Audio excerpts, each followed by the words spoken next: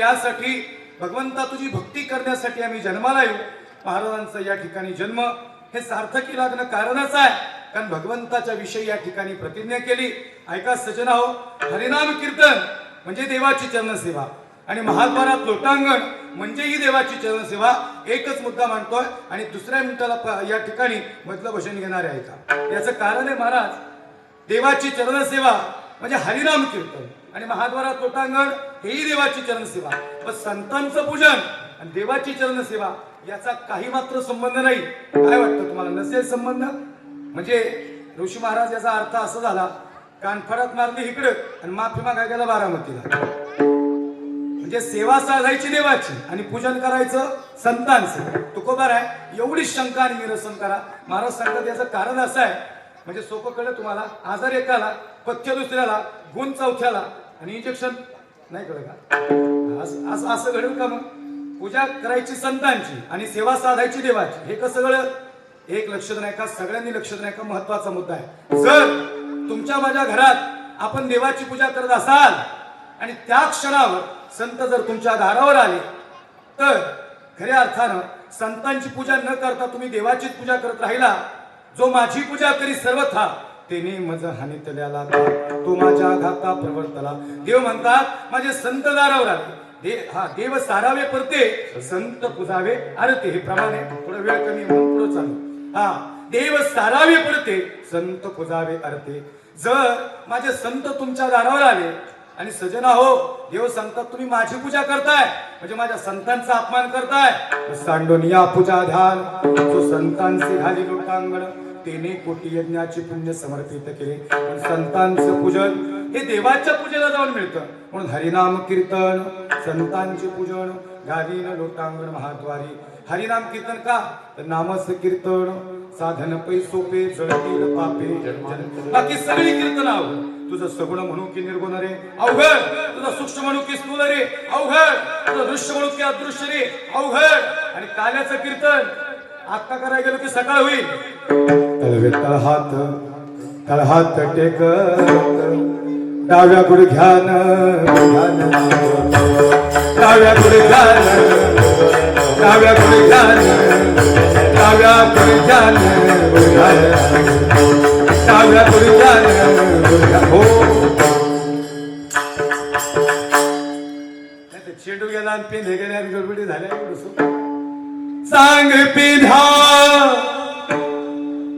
हरिताचे सांग पिधा हरिताचे पाण्यात गेला कसा सांगना पाण्यात गेला कसा हे सांगना पाण्यात गेला कसा हे सांगना पाण्यात गेला कसा हे सांगना पाण्यात गेला पाण्यात गेला कसा सांगना गेला कसा सांग पिधा हरिताची सांग पिधा हरिताची पाण्यात गेला पाण्यात गेला कसा पाण्यात गेला कसा हे बाई बाई बाई पाण्यात गेला कसा हे बाई बाई पाण्यात गेला कसा हे सागरा पाण्यात गेला कसा पाण्यात गेला कसा पाण्यात गेला कसा हा जीव माथा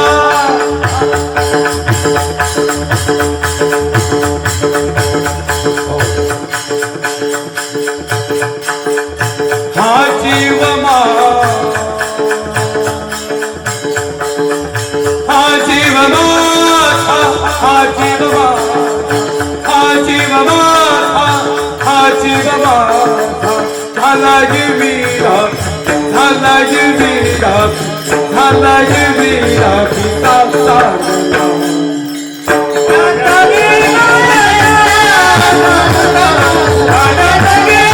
Thank you.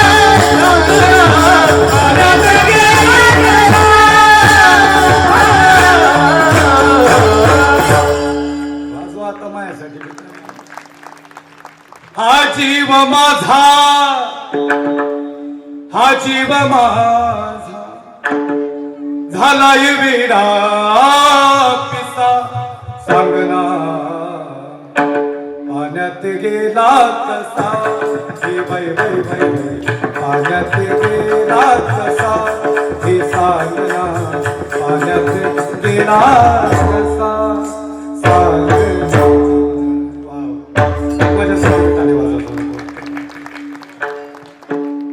हे चांगले गाणार आहेत म्हणून मी लय म्हणत नाही बरं का. म्हणजे दादा चांगले गायक असते की आम्ही थोडं हो गायचं नाही ते हेले गेली ते कुणालाच म्हणून देत नाही आणि कुणी म्हणलेलंही त्याला आवडत नाही चांगले. आणि दुसरी एक अजून एक त्याला गोष्ट आहे. पक्काला मी पांढरी दोनला मी आधी काळी दोनलाच कीर्तन करायचो पण आता 2 कीर्तन असते. आणि दुसरी एक गोष्ट अशी की तरुणांचा आग्रह असतो शेवटी छत्रपती शिवाजीराजे आणि शंभूराजे सांगा शेवटी आता 15 मिनिटं सांगणार आहे. आणि मग ते हाय स्केलला सांगावं लागतं दादा सागर दादा हाय स्केलला सांगायला लागतं शिवबाराजे. तुम्ही फार शिवबाराजांचा सुंदर पुतळा घरात बरं म्हणजे आल्या क्षणी महाराजांना लक्ष गेलं की फार मन प्रसन्न होतं. कारण की लक्षात नाही का शिवबाराजे कीर्तनात का सांगायचे. राजे देव होते का हे माहिती नाही पण राजे होते म्हणून आपल्या मंदिरातील देव शिल्लक आहे. राजे होते म्हणून आपण कीर्तनात बसतो. मग तरुणांची इच्छा असते मला शंभूराजे सांगा. शिवबाराजे हायच केला. आता मी जर मुळमुळे गावात सांगितलं राजे म्हणले बरं आहेस का तानाजी आणि लय दिवस झाला आला नाही शेकपळगडीला इकडं. ताना म्हणला राजा काय झालं ते नेमकं बारामतीकडे जायचं होते ते तिकडे पुढेच गेलं निघून असं म्हणलं बोलील का मला कोणी. महाराज म्हणजे रुबाब राजगडावर मास्तर जिजाबाई आणि मास्तर सांगतात राजा दिसतो का तो कोणाला हो मास्तर दिसतो ना राजा त्या कोणाला फरकणार ते दुश्मनांचे निशाण दिसतं ना हो मास्तर दिसतं ना राजा तेच आमच्या डोळ्याला जखमा करून जात आहे. आज आणि आज सवी भास आहे राजा उतरवत ते दुश्मनांचे निशाण आणि पुन्हा एकदा फडकू द्या हा भगवा या कोठाण्यावर सह्याद्रीच्या दरी दरी खोऱ्यातून 18 पगड जाती 12 बलुतेदार या सगळ्यांना सोबत घेत स्वराज्याची निर्मिती करणारा आणि महाराष्ट्रात पहिला भगवा फडकवणारा जगातला पहिला राजा छत्रपती शिवाजी राजे.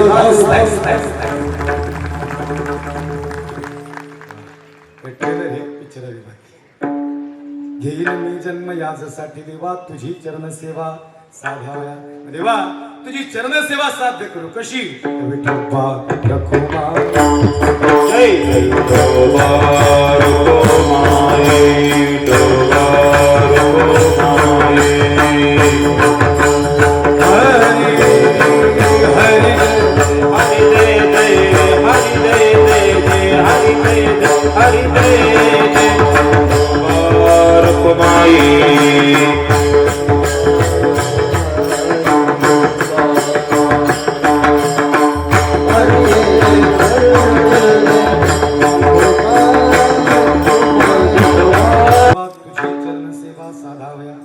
हरिनाम कीर्तन संतांचे पूजन घालीन लोटांगण महाद्वारी. तेव्हा तुझी चरण सेवा साध्य झाली की खऱ्या अर्थानं आनंदी निर्भर असो भलते ठाई सुख दुःखा नाही चाल.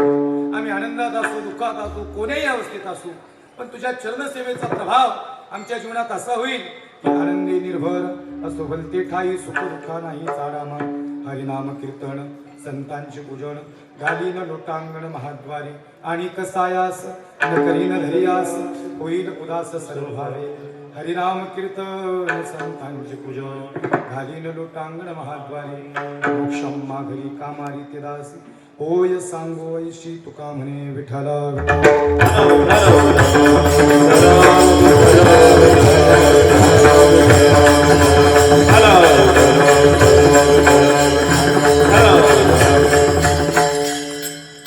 खऱ्या अर्थानं आजची ही महाशिवरात्र आणि हा पर्वकाळ याची कथा अनेक वेळा या ठिकाणी सांगितली जाते.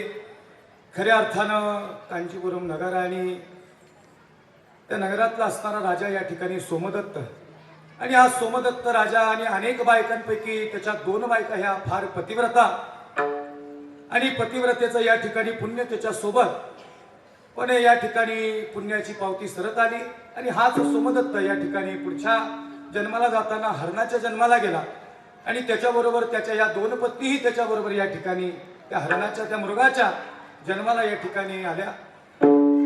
आणि मग धाकटी आणि थोरली या ठिकाणी त्याची या दोन्ही या ठिकाणी बायका एक गरोदर आहे आणि दुसरीला 2 लेकरं आहेत. पहा, ही कथा अंतःकरणातून या ठिकाणी ऐकल्यानंतर, हृदयातून या ठिकाणी ऐकल्यानंतर आपल्या जीवनातल्या या ठिकाणी मनोकामना या ठिकाणी भगवान नागेश्वर या ठिकाणी पूर्ण करतात. भगवंताला काहीच नाही पाहिजे म्हणून मगाशी प्रमाण दिलं. शिव भोळा चक्रवर्ती किंवा आपणही म्हणतो हे भोळ्या शंकरा, म्हणजे त्याला आवड कशाची नाही. खऱ्या अर्थाने हे वेलाचं पान जरी या ठिकाणी समर्पित केलं तरी ते भगवान परमात्मा या ठिकाणी समाधानी आणि तृप्त होतो. असं असणारं भोळ दैवत. आणि मग या ठिकाणी हे हरिण आणि तो सोमदत्त नावाचा राजा जो हरणाच्या या ठिकाणी गर्भाला आला, खऱ्या अर्थाने जन्माला आला, आणि त्याच्या 2 बायका एका सरोवरावर पाणी प्यायला या ठिकाणी हरिण गेलं सोमदत्त. आणि मग तिकडे इंद्राच्या सभेत भूतसेन नावाचा या ठिकाणी चाकर होता, नोकर होता. त्याच्याकडून असं घडलं, एक काहीतरी चुकीची गोष्ट अपराध घडला आणि म्हणून इंद्रानं त्या ठिकाणी त्यांना शाप दिला की तू भिल्ल म्हणून या ठिकाणी मृत्यू लोकात जन्माला जाशील. आणि म्हणून तो चंड भिल्ल या ठिकाणी, चंड भिल्ल म्हणून या ठिकाणी तो जन्माला आला. त्याची या ठिकाणी पापाची काही गोष्टी सराव्यात आणि पुण्याची शिदोरी त्याला मिळाली. यासाठी त्याचं जीवन सुरू झालं. आणि मग लेकरा बाळांचा उदरनिर्वाह करण्यासाठी जंगलात या ठिकाणी शिकारीला जाण्याचा रोज नित्यनेम. आज सकाळपासून या ठिकाणी शिकारीला आला, एकही शिकार त्याला सापडली नाही. उपवास घडला. तो दिवस होता महाशिवरात्रीचा दिवस. आणि मग विचार केला काय करावा, आता रात्र होत आली. आणि मग या ठिकाणी त्या बिल्वाचं झाड आणि त्या झाडाच्या मागे या ठिकाणी जाऊन बसावं. सरोवर समोर आहे, खाली भगवान महादेवाची पिंड आहे. आणि या पिंडीवर या ठिकाणी सहज या ठिकाणी ही पानं काढत असताना एक एक पान खाली पडलं आणि अशा अनेक पानांचा या ठिकाणी अभिषेक भगवान महादेवावर न कळत झाला. 2 गोष्टी घडल्या. काही न करता या ठिकाणी सहज दिवसभरातून उपवास घडला आणि या ठिकाणी ही सर्व पानं या ठिकाणी समर्पित झाली. बसावर पाणी काही नाही लागत देवाला, इतका देव भोळा आहे. खऱ्या अर्थानं त्या क्षणाला कोणीतरी या ठिकाणी तो हरिण सोमदत्त नावाचा जो हरणाच्या गर्भाला आला, तो सरोवराला आल्यानंतर यांनी पाहिलं, बाण धरला, बाण सोडणार तोपर्यंत त्या हरणाची पत्नी म्हणजे ती हरिणी तिथे दोन्ही आली. आणि त्या हरणीने पाहिलं या ठिकाणी मानवी काही गोष्टी याला ऐकायला येत होत्या आणि त्यांनी बोललेलं याला ऐकायला यावं. हे आपल्यासारखी भाषा बोलतायत. त्या हरिणी म्हणती का हो काय झालं. आणि तेवढ्यात ते जाळं पडलं होतं, ते जाळं पाहिलं. या चंड भिल्लांनी जाळं टाकलं. त्या जाळ्यात हा सोमदत्त नावाचा तो हरिणी या ठिकाणी अडकला. लक्षात नाही का, फार महत्वपूर्ण कथा आहे, 1-2च मिनिटात पूर्ण करणार आहे. जीव व्याकुळ झाला, फार तहान लागलेली. सरोवरावर आल्यानंतर ती हरिण म्हणती आपण कधीच पाप केलं नाही, आयुष्यभर पुण्य केलं, पण आज तुम्ही जाळीत पकडले गेले. आज माझे खऱ्या अर्थानं पती मारले जाणार, पण मी या ठिकाणी त्या भिल्लाला विनंती करेन की माझ्या पतीला सोडून द्या. आणि या सगळ्या धर्माच्या गोष्टी, पाप पुण्याच्या गोष्टी हा चंड भिल्ल या ठिकाणी ऐकत होता. तो विचार करायला लागला, हे प्राणी आहेत पण हे मानवापेक्षाही धर्माच्या चांगल्या गोष्टी करतायत. तेवढ्यात दुसरी पत्नी आली, ती गरोदर आहे. ती म्हणते मी थांबते इथं, तुझी 2 लेकरं घरी आहेत, तू जा त्या लेकरांचा सांभाळ कर, मी माझ्या पतीबरोबर जाईल. आणि मग जवळजवळ ती दोन्ही लेकरं तिथं आली आणि ती म्हणतात आम्ही पण इथंच थांबतो, आम्ही पण जाईल, आमच्या आईवडिलांबरोबर आम्ही प्राण सोडत, मारू द्यात आम्हाला. हे पाहिल्यानंतर त्यांनी तो बाण तिथंच थांबवला. आणि मग त्या हरिण ती पिलं आणि त्यांच्या जवळ हा चंड भिल्ल गेला. त्यांनी पाहिलं, म्हणले कोण आहे तुम्ही, त्या धर्माच्या गोष्टी करता, एवढ्या पुण्याच्या गोष्टी करता. आणि मग या ठिकाणी ते म्हणले काही नाही, तुला आम्हाला मारायचंय ना, खुशाल मार, पण आमच्या पतीला शेवटचं एकदा पाणी पिऊ दे, आम्हाला सगळ्यांना जलप्राशन करू दे, आम्ही जलप्राशन झालो की आम्ही सगळे तुला समर्पित होतो. हे ऐकल्यानंतर त्याचे डोळे भरून आले. तो म्हणला एवढ्या पुण्याच्या गोष्टी करणारी ही माणसं. म्हणले नाही, मी तुम्हाला मारणार नाही. ते म्हणजे तुम्हाला भगवान महादेवाची शपथ आहे, तुम्हाला आम्हाला मारावं लागेल. तुम्ही आम्हाला जर मारलं नाही तर तुमची लेकरं बाळं जगणार नाहीत, आमची शिकार घेऊन जावं लागेल.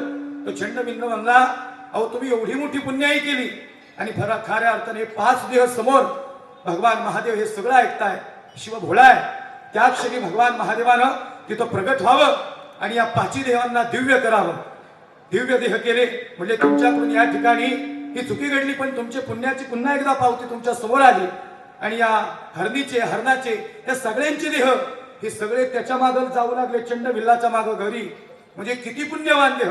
भगवान महादेव म्हणले आज या महापर्व काळा दिवशी, या चांगल्या दिवशी मी तुम्हाला अनंतात विलीन करून घेणार आहे. मग हे सगळे 5 देह दिव्य झाले आणि या चंड भिल्लाला सांगितलं पुढच्या महाशिवरात्रीला पुन्हा एकदा उपवास कर, माझी आराधना कर, माझं नामस्मरण कर आणि खऱ्या अर्थानं काही नको देऊ. हे वेलाचं पान असं वाहिलं असं वाहा आणि अंतःकरणातून मला नमन कर. पुढच्या महाशिवरात्रीला मी तुला घ्यायला येईल. आणि मग पुढची महाशिवरात्री आली, उपास घडला, साधना घडली आणि ह्या सगळ्या साधनेत या चंड भिल्लालाही हा दिव्य देह भगवान महादेवाने या ठिकाणी घेऊन गेले. महाराज ही सगळी कथा या ठिकाणी भगवान शंकराने या पार्वतीला या अनुषंगाने सांगितली. ही कथा सांगण्याचा मार्ग असा आहे, तो इतका भोळा आहे. आणि म्हणून एकदा सगळ्यांनी मिळून त्याचं एकदा शेवट भजन करू. एकदा भजन झालं की मी थोडं महाराजांबरोबर बोलणार आहे आणि शेवटी या ठिकाणी वाणीला पूर्ण विराम देणार आहे. ओम नमः शिवाय, शिवाय नमो. ओम नमः शिवाय, शिवाय नमो. हर हर हर हर हराय नमो. शिव शिव शिव शिव शिवाय नमो. हर हर महादेवा, हर हर महादेवा, हर हर महादेवा, हर हर महादेवा. ओम नमः शिवाय, शिवाय नमः. ओम नमः शिवाय, शिवाय नमः. शिवाय शिवाय नमः. नमः शिवाय, शिवाय नमः. ओम नमः शिवाय, शिवाय नमः. ओम नमः शिवाय, शिवाय नमः. सगळ्यांनी भजन म्हणा. सगळे ताली वाजून भजन. शिवाय शिव शिव शिव शिव शिवाय नमः. हर हर हर हर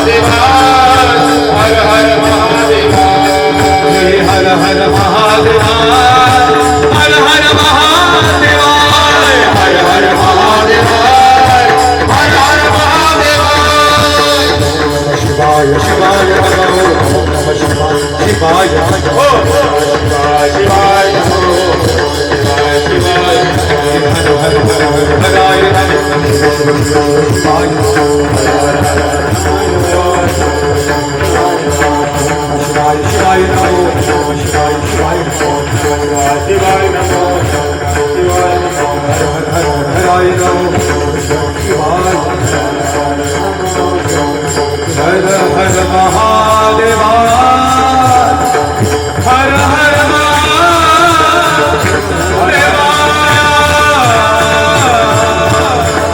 हर हर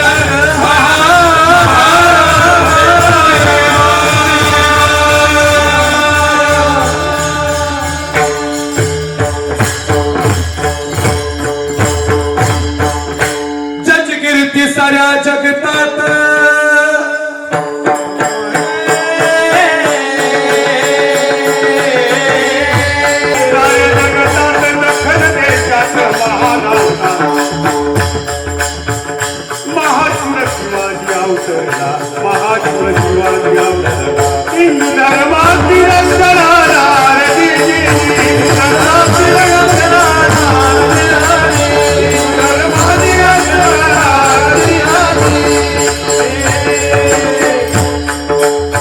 यसाजी कंक बहिजी नाही खंडीला होई एक एक मावळा शिवा राजे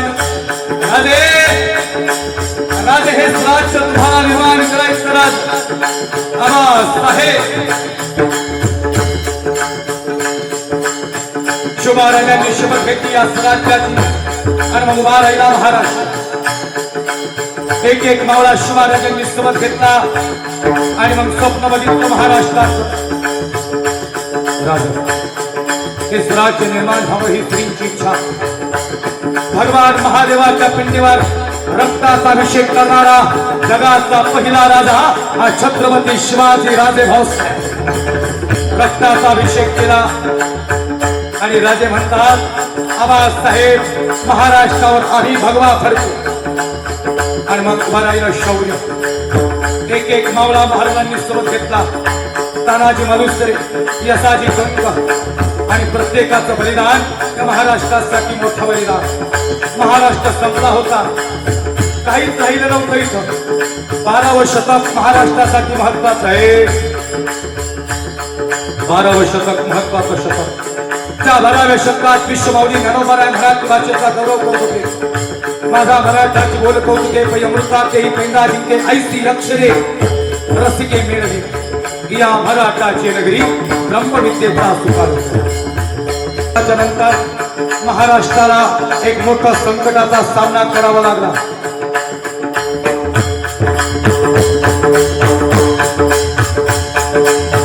8,000 इस्लामिक सत्ता 8,000 इस्लामिक सत्तांनी आक्रमण केलं आणि यांचा मोर्चा होता अल्लाउद्दीन खिलजी बिन बिन बिन बिन करताना अल्लाउद्दीन खिलजी आया भिनीची तुटल्या मंदिर उद्ध्वस्त झाली मंदिरातले देव उद्ध्वस्त झाले हे अरे कोण लोक हे वादळे कोण लोक हे वादळ दादा हे वादळ रोखायला आता हे का वादळाची गरज दादा अरे नुसत्या वादळाची नाही भगव्या वादळाची गरज या महाराष्ट्राला होती आणि मग कोण रोखल हे वादळ 288 वर्ष महाराष्ट्र लढत होता आणि 288 वर्षाच्या प्रदीर्घ प्रतीक्षेनंतर 288 वर्ष मंदिर उद्ध्वस्त झाली होती मंदिरातले देव उद्ध्वस्त झाले होते काही शिल्लक राहिलं नव्हतं आणि या 288 वर्षाच्या प्रतीक्षेनंतर महाराष्ट्राला पुन्हा एकदा जाग आली आई तुळजा भवानीला आवाज दिला ए कोल्हापूरची महालक्ष्मी ए तुळजापूरची आई तुळजा भवानी ए वरीची सप्तशृंगी ए माहूरची रेणुका माता आणि ए भगवान नागेश्वरा तुला दार उघडावं लागल आता जर दार नाही उघडलं तर अनर्थ होईल हे म्हणजे दार उघडवायचा दार उघडवायचा दार उघडवायचा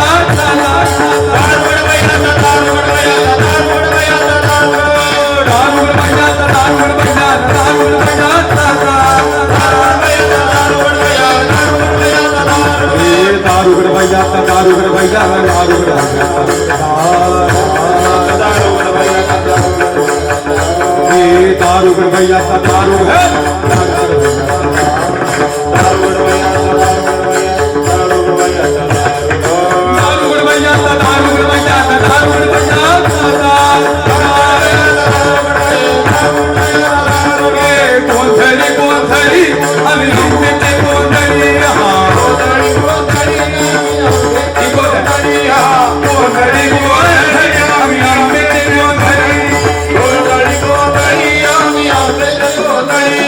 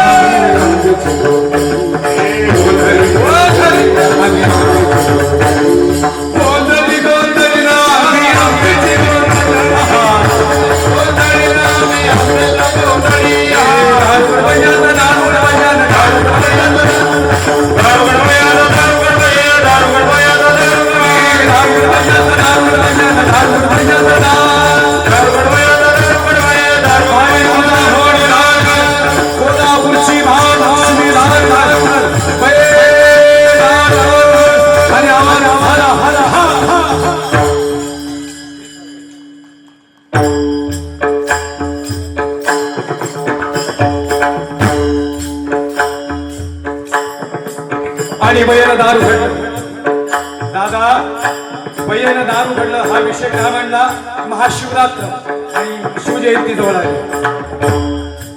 पय्येनं दार उघडलं भाऊ दार उघडलं धाराशिव जिल्ह्यामध्ये हे उस्मानाबाद नाही धाराशिव अहमदनगर नाही अहिल्यानगर दादा औरंगाबाद नाही छत्रपती धर्मवीर संभाजीनगर हे भाई भारत में रहना पड़ेगा तो भारत माता की जय बोलना पड़ेगा तिरंग्याला सॅल्यूट करावं लागेल भगव्याला नमन करावं लागेल शुभा राजांसमोर झुकावं लागेल आणि छावा संभाजी राजाला मानावं लागेल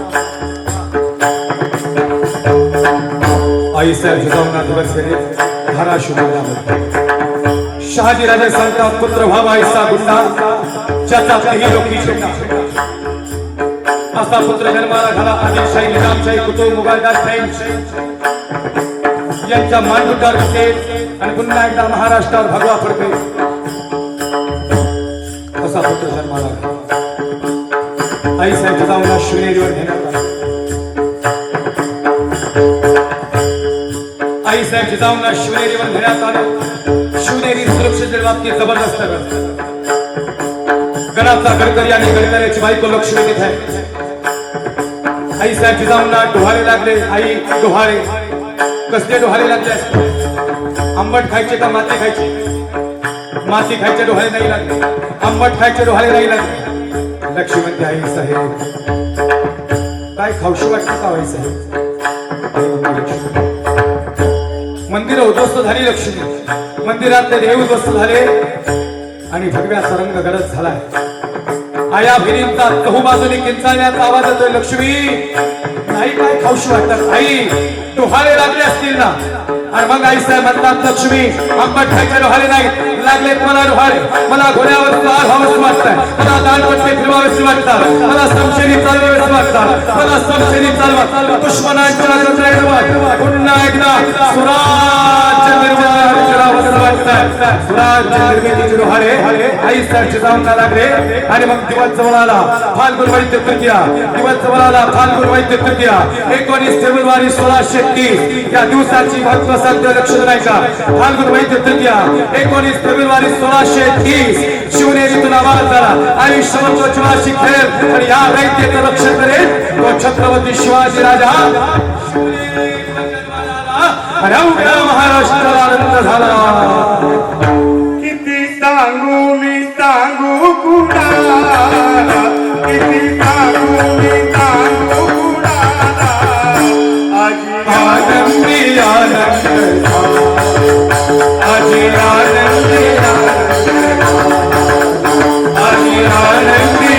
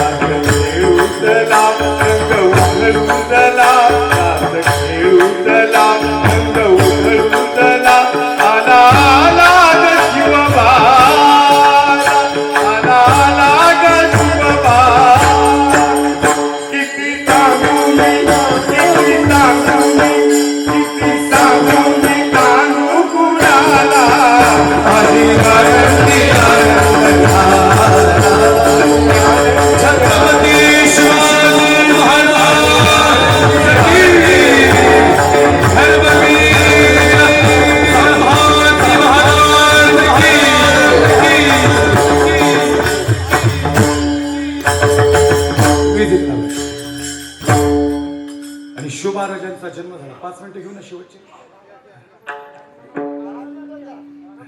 नाही जायचे मला कमी ठेवा आवाज म्युझिकचा बाकी सगळे माईक बंद करा मला आवाज नाही लक्ष दे नाही कसं करा म्युझिकचा आवाज कमी आहे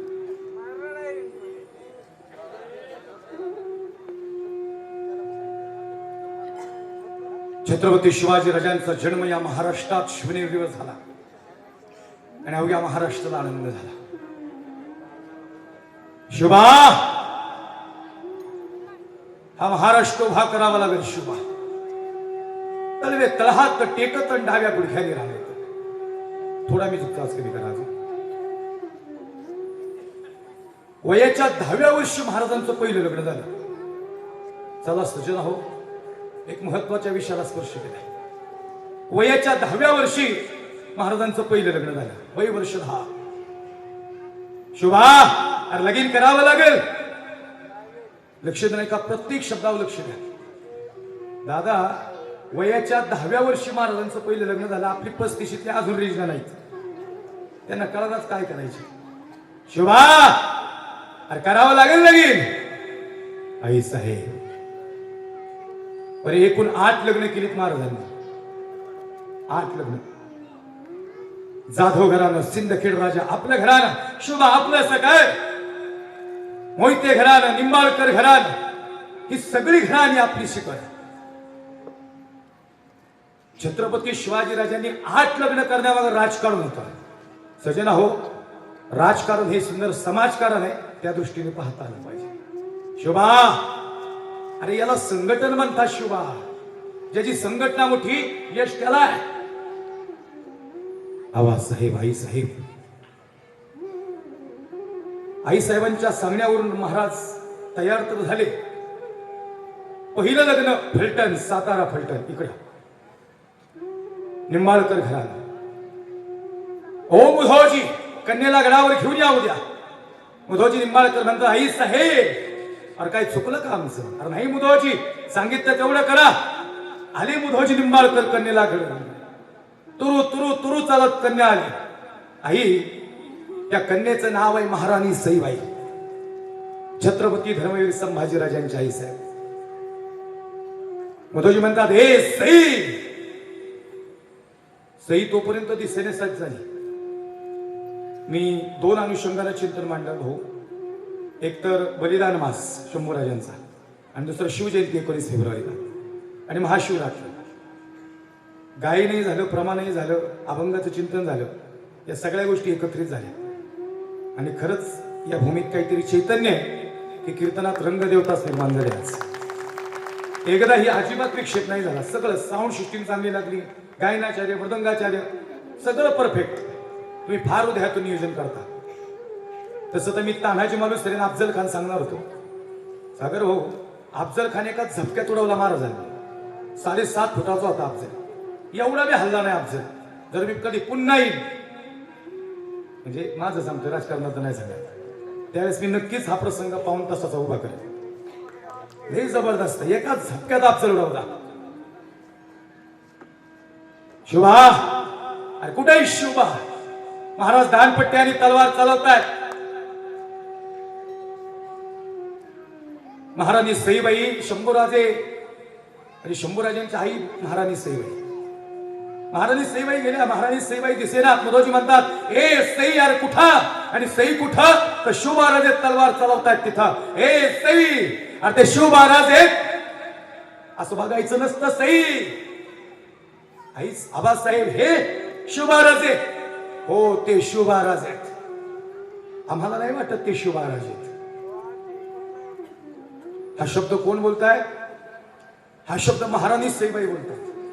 आम्हाला नाही वाटत हे शिव महाराज आहेत. शिव महाराज आहेत. महाराणी सईबाई, तुम्ही आत्ताच स्वतःला महाराणी म्हणून घ्यायला लागला. आबासाहेब, हे दानपट्टा चालवतात, तलवार चालवतात, हे हो सई ते शिवबा नवा. आबासाहेब, शिव महाराज नवा. तशीच सई फिरली आणि आई साहेबची जाऊनच्या मांडीवर जाऊन बसली. उद्धवजी म्हणतात, राष्ट्रमाता, राजमाता, स्वराज्य माता, मासाहेब जिजाऊ आहेत. सई मुजरा कर. मुजराच नाही केला सईने. आई साहेब, माफ करा आम्हाला. आमचे आबासाहेब म्हणतात ते शिव महाराज आहेत. मग सई, तुला काय वाटतं? आम्हाला वाटतं ते शिव महाराज नाहीत. म्युझिक रिपीट करा. आम्हाला वाटतं ते शिव महाराज नाहीत. महाराणी सईबाई सगळं पाहिलं आणि मुधोजी म्हणतात, हे सई, अरे बापाचा अपमान केलास का? महाराणी सईबाई म्हणतात, आबासाहेब, तुमचा बहुमान व्हायला आली सई. अरे पण ते शिव महाराज आहेत. आई साहेब म्हणतात, मुधोजी आम्हाला बोलू द्या. हो महाराणी सईबाई, रणरागिणी हात वाटतो. हो, निंबाळकर घराण्याची वाघी नाहीच सई. मग ते शिवबाराजे नाही तोय. ऐका ना, महाराणी सईबाईला अखातला एक शब्द बोलल्या. महाराणी सईबाई म्हणतात ते शिवबाराजे नाहीत आबा आई साहेब. अरे पण तलवारीची धार बघितली का? हो आई साहेब, तलवारीची धार बघून सांगते ते शिवबाराजे नाहीत, ते छत्रपती शिवाजी राजे आणि ते महाराष्ट्राचे पहिले छत्रपती होणार. हे सई, अरे कसं ओळखलास? आई दान पट्टा एक दिवशी मुघलांच्या गर्दनीवर होणार आणि पुन्हा एकदा महाराष्ट्रावर भगवा फडकणार. पण खरं सांगू का, महाराणी सईबाई या दुर्दैवी आई ठरल्या महाराष्ट्रातल्याच. बाल शंभूराजे 2.5 ते 3 वर्षाचे आणि महाराणी सईबाईंच्या देहातला प्राण निघाला. जगदंब जगदंब अंतकरण दाटून आल्यावर महाराणी सईबाई, शंभूराजे बाल शंभूराजे लहान आहेत. बाळराजे म्हणला आई आम्हाला गरज आहे तुमची, असं सोडून नका जाऊ. त्यावेळेस महाराणी सईबाई म्हणतात बाळराजे हा शेवटचा श्वास आहे आमचा, आम्हाला नाही वाटत यापरी आम्ही जगल. लेकुराचे हित वाहे माऊलीचे चित्त, ऐसे कळवळ्याची जाती आणि करी लाभावी प्रीती. आई म्हणती बाळराजे तुमचा कवळा हात द्या ना आमच्या हातावर. शंभूराजेंनी मिठी मारली, महाराणी सईबाई रडायला लागल्या. ऐका, शंभूराजे म्हणतात आई साहेब का रडताय? तुमचे आबासाहेब नाही येत बाळराजे भेटायला. येतील ना आबासाहेब, आम्ही आणतो त्यांना. नाही येणार ते नाराज आहेत आमच्यावर. महाराज नाराज होते महाराणी सईबाईंवर. 8 लग्न केली महाराजांनी, पण आज मात्र सईला भेटायला येत नव्हते महाराज. शंभूराजे गेले. आबासाहेब, अरे इथं कुठं निष्ठूर काळजाचे झाले आबासाहेब तुम्ही. आमचे आई साहेब शेवटचा श्वास घेतात. महाराणी सईबाई शेवटचा श्वास घेतात. आबासाहेब, एवढ्यात आई साहेब जिजाऊ म्हणतात बाळराजे वडील आहेत तुमचे ते, पण एवढे निष्ठूर काळजाचे नाही हो बाळराजे. त्यांनी 8 लग्न केली, पण सगळ्यात जास्त प्रेम महाराणी सईबाईंवर आहे. ओ शोभाराजे, अरे सांगा ना. शोभाराजे म्हणतात आई साहेब माफ करा आम्हाला, पण आम्ही नाही जाऊ शकत. अंतकरण दाटून आल्यावर हृदय भरून आलं.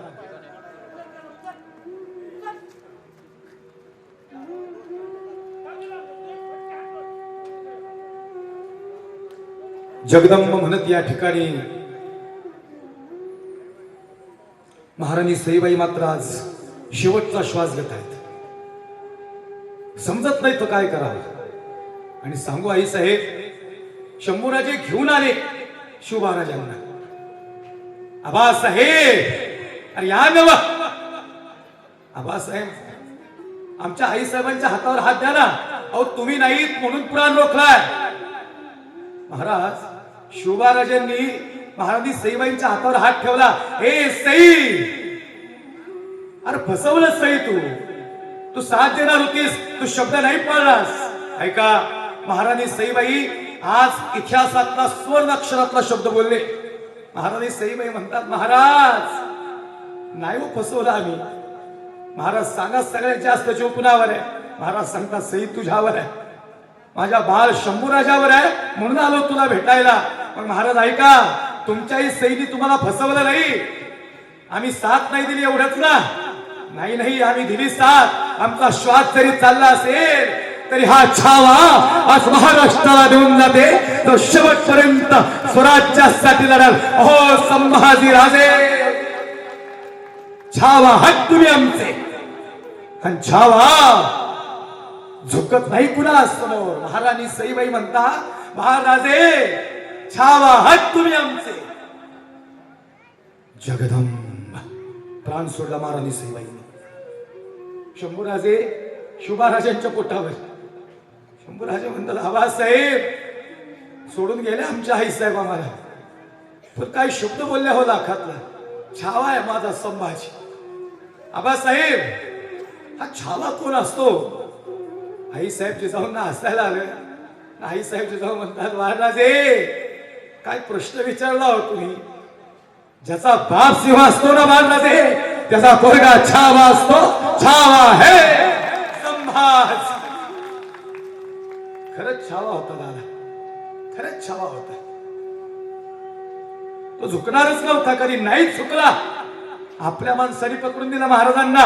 कवी कलशवंत राजे पकडले गेलं पण हे कवी कुणाची मजाल आहे या संभाजीला हात लावायची. तोपर्यंत 20 फुटावनी साखदंड पडले आणि कर कर बाहो वाजायला लागले. कर कर बाहो. या मातीतून फडफडत नेलं महाराजांना. बलिदान मास आहे. आई उंटाला बांधून फडफडत नेलो. काय वाटलं असेल या भक्ताला? उंटाला बांधून फडफडत नेलं. इथं कातडी संपली. कवी कलशवंत राजे अहो डोळ्याच्या कडा पाणवल्या तुमच्या राजे. उभ्या आयुष्यात तुम्हाला लढताना नाही बघितलं.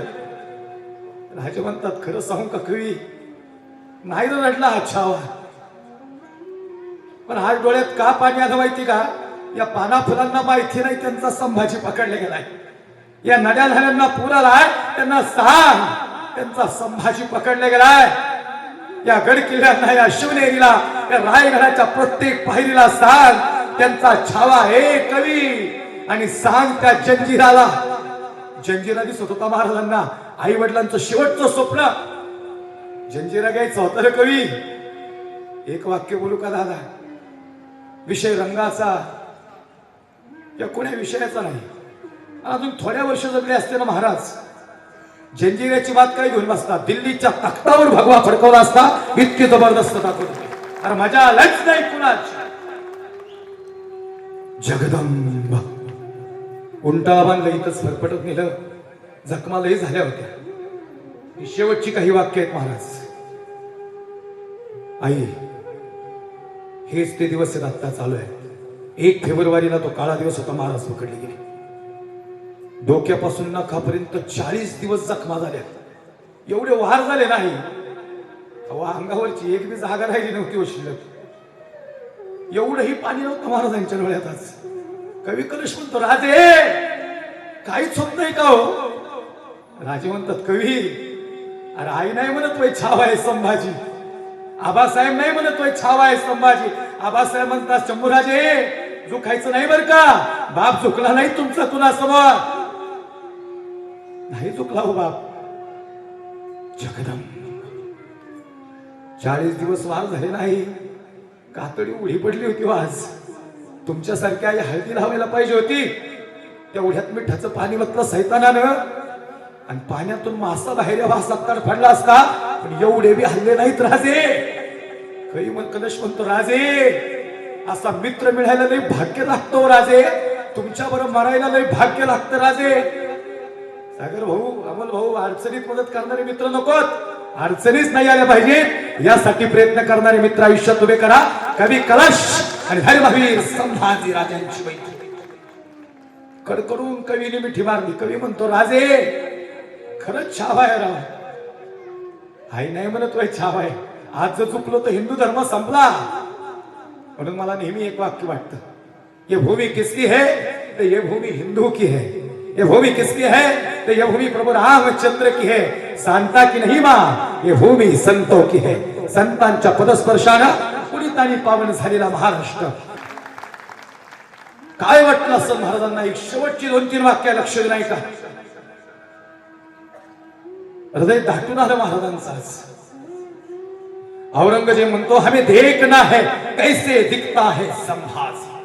8 साल का था तब देखा था अब 32 साल का हुआ है हुजूर. मज्जा उसके सामने एका झटक्यात उलटा करेल. महाराष्ट्रातलं रक्त आहे लई खतरनाक आहे हुजूर. ते सहकारी म्हणतात औरंगजेबाला. औरंगजेब म्हणतो हे निकम्मो अरे मेरे ओर से हो त्या संभाजी का ओर से हो. ते सहकार्याने भारी उत्तर दिलं बरं का भाऊ. सहकारी म्हणतात हुजूर क्या बताओ आपको. ना तो हम संभाजी की ओर से है ना तो हम आपकी ओर से है. इस वक्त हम सच्चाई की ओर से है और सच ये है कि संभाजी छावा है हुजूर. और छावा झुकता नहीं किसी के सामने. खामोश मेरे सामने लाया जाए. उभट केलं महाराजांना. कर कर वाजणारे बाहुदंड. मारुतीरायांना जसा शेंदूर फासावा आणि लालबुंद व्हावं असे लालबुंद देह शंभूराजांचा. आई अहो रक्त होकत होते डोळे आज. एक बी जागा नव्हती अंगावरची तर जखम झाली नव्हती. औरंगजेब म्हणतो इसकी आंखें बहुत सताती हैं, निकाल लो इसकी आंखें. जे सळ्या घेऊन आले ना दादा, काय नवल आहे हो हिंदू धर्माचं, काय नवल आहे या योद्ध्याचं, काय नवल आहे या छाव्याचं, या कर्तृत्वाचं, या नेतृत्वाचं. जे सळ्या घेऊन आली ना त्यांच्या हातातल्या सळ्या गळून पडल्या. औरंगजेब म्हणतो हे निकम्म हो, क्या हुआ हुजूर, माफ कर दो पर ऐसे आंखें ही नहीं देखी आज तक. इसके आंखें कुछ तो कहते हैं हुजूर, कुछ तो कहते हैं. काय म्हणत होते आई डोळे? डोळे सांगत होते औरंगजेब, अरे महाराष्ट्र आमचा आहे, आमच्या मातीत येऊन आमच्याशी वाटमारी करणाऱ्याची, त्याच्या वाटेवर जाऊन आम्ही त्याची वाट लावल्याशिवाय आम्ही आमच्या वाटेवर परतत नाही. हा इतिहास आहे आमचा हिंदू धर्माचा. औरंगजेब म्हणतो सच में इसकी आंखें गजब है. खरंच सांगू का, या लालगुंद सळ्या सपकन गेल्या हो डोळ्यात आणि नुसत्या खोबण्या रक्त ओकत होत्या. एकच शब्द महाराजांच्या मुखात, जगदंब जगदंब. हर हर महादेव की शिव गर्जना. जबान निकाल दो इसकी, बहुत बोलती है जबान. सिंहाच्या जबड्यात घालून हात मोजणी हात. जात सांगणारी होती जी निघणार नव्हती. कुणीतरी नरढळ नाग, अरे एवढ्या जोरात वार केले, नरढळ नाग दाबले वार दादा, जी बाहेर आली सपकड वार आणि वळवळणारी जी बाबा साहेब डोळे मिटून घेतो. वार झाले बाबासाहेब तुमच्या छाव्यावर, पण एवढा बी हल्ला नाही छावा. आई म्हणती नाही का छावा आहे संभाजी. डोळे मिटून घेतो आबासाहेब, तुमचा छावा आज तुमच्या भेटीला येतो. कधी करश म्हणतो राजे तुम हो सांजे, क्या खूब लढे हो जंग. ओ शंभू राजे देख तुम्हारा तेज, तखत त्याजे हे औरंग. 32 वर्षाचं आयुष्य. फार मोठी माणसं भाऊ फार वर्ष नाही जगली. भगतसिंग 23 वर्ष. भगत म्हणतो मा रोना मत मा, तू वीर भगत की मां है. आईच्या चेहऱ्यावर हास्य आलं आणि भगतसिंग फासावर गेला. कर चले हम फिदा जान तन साथियों, अब तुम्हारे हवाले वतन साथियों. दिल दिया है जान भी देंगे ऐ वतन तेरे लिए. 23 वर्ष 42 वर्ष तुकोबर आहे, गाथा रूपाने जिवंत राहिले. 22 वर्ष विश्वमाऊली ज्ञानोबा आहे, योगी पावन मनाचा. पण ज्ञानेश्वरी दिली, अमृतानुभव दिला, चांगले उपासक हरिपाठ दिला. ज्ञानोबा आहे यांची संजीवन समाधी आळंदीत. जोपर्यंत संजीवन समाधी तोपर्यंत चंद्र सूर्य राहणार. हे ज्ञानोबा यांचं जीवन 22 वर्ष समाधीला निघाले, पण जिवंत मात्र प्रत्येकाच्या हृदयात आहेत. आणि 39 वर्ष स्वामी विवेकानंद, भारताचं नाव जगाच्या पटलावर. आणि आदरणीय भाऊ 66 वर्ष आयुष्य. महाराष्ट्र राज्याचे लाडके उपमुख्यमंत्री, ज्यांनी 6 वेळा उपमुख्यमंत्री पद भूषवलं. अवघा महाराष्ट्र ज्यांच्या जाण्यामुळे हळहळ करत होता, हा भारतातला पहिलाच व्यक्ती होता ज्याच्यामुळं ज्या माणसाला प्रत्येकाला वाटत होतं माझ्या घरातला माणूस गेला. या विमान दुर्घटनेत या ठिकाणी जाणं झालं. 6 वेळा उपमुख्यमंत्री पद, अर्थमंत्री, हुशार वक्ता, राजकारण नसून समाजकारण, समाजाच्या सेवेसाठी नेहमी तत्पर. 66 वर्षाचं आयुष्य. स्वर्गीय अजितदादा पवार आपल्यातून गेले, पण कार्यानं मात्र आज सगळ्यांच्या हृदयात जिवंत राहिले. त्यांच्यासाठी एक वाक्य, शंभू राजांसाठी एक वाक्य, या सर्वांसाठी एक वाक्य. जिंदगी मिलना ये भाग्य की बात है, मृत्यू होना ये समय की बात है, लेकिन मृत्यू के बाद भी लोगों के दिल में जीवित रहना ये किए हुए कर्मों की बात है. तुका म्हणे का मरणची सरे, उत्तमची उरे कीर्ती मागे. उत्तम कीर्ती मागवली. आणि हे शेवटचं वाक्य कीर्तनातलं. तुम्ही आम्ही छावा म्हणू याच्यात नवल नाही, कारण आपला राजा आहे. आता औरंगजेबानं सिंहासन सोडलं आणि औरंगजेब बोलायला लागला. औरंगजेब म्हणतो हमने आंखें निकाल दी इसकी, इसने आंखें नहीं झुकाई हमारे सामने. औरंगजेबाचं वाक्य. हमने जबान काट दी, इसने दो लफ्ज रहम के नहीं मांगे हमारे सामने, हमने हाथ काट दिए, इसने हाथ नहीं फैलाए। औरंगजेब बोलतो हमने पैर काट दिए, इसने घुटने नहीं झुकाए हमारे सामने। अरे सच में छावा है, छावा शेर। प्रौढ़ प्रताप पुरंदर क्षत्रिय कुलावतंस सिंहासनाधीश्वर राजाधिराज महाराज शिव छत्रपति शिवाजी महाराज की, धर्मवीर संभाजी महाराज की, भारत माता की, हर हर हर हर नागेश्वर भगवान की, हरीश्वर मां